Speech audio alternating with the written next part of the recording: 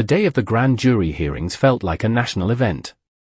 News vans lined the courthouse steps before sunrise, fans and protesters gathered behind barricades, and the world waited to see how Cardi B and Stefon Diggs would handle the moment of truth. Cameras flashed widely as Cardi strutted in, chin high, draped in an all-black power suit that screamed defiance. She waved at her supporters, even blowing a kiss to the crowd, trying to turn the courthouse into her own stage. Minutes later, Stefon arrived. No sunglasses, no swagger, just a stone-faced man in a navy suit who slipped past the crowd without a single glance. The contrast couldn't have been sharper, and the media ate it up. Inside the jury room, the atmosphere shifted. Cardi was the first to take the stand. From the second she sat down, her energy filled the room. When asked simple yes or no questions, she couldn't help herself. She launched into explanations, clapping her hands for emphasis, raising her voice when she felt cornered. One juror reportedly leaned back as Cardi shouted, "You'll keep trying to twist my words. I ain't no fraud, I ain't no thief, and I damn sure ain't letting nobody paint me like that." Her lawyers buried their faces in their hands. They had begged her to stay calm, but Cardi was incapable of shrinking. She turned her testimony into a performance, daring the prosecutors to push her further. But the grand jury wasn't an audience. Every outburst risked making Cardi look reckless, defensive, even dishonest.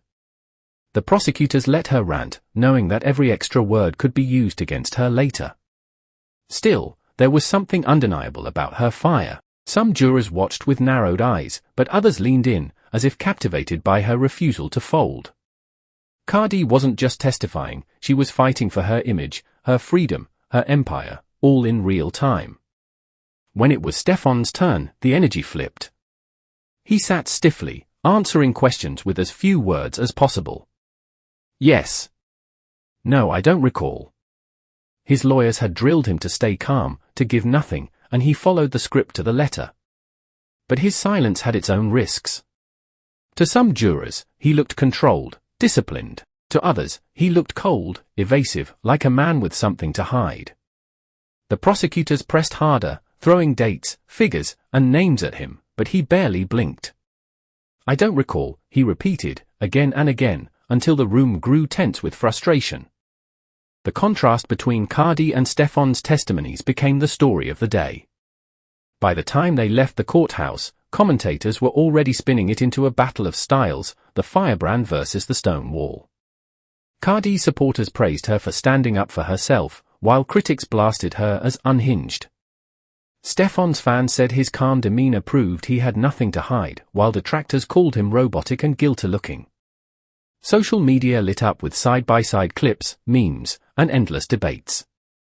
But behind the headlines, something deeper was happening. Prosecutors didn't need Cardi's anger or Stefon's silence to make their case, they needed cracks, contradictions, and weaknesses.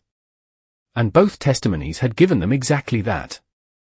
Cardi's outbursts hinted at nerves and desperation. Stefon's lack of detail suggested concealment. For the grand jury, those impressions could weigh heavier than any spreadsheet or document. As they left the courthouse, Cardi grabbed Stefon's arm, pulling him close for the cameras. "We solid," she muttered through gritted teeth, forcing a smile. But the truth was written all over their faces. The subpoenas hadn't just tested their loyalty, they had exposed the cracks in their defense strategy.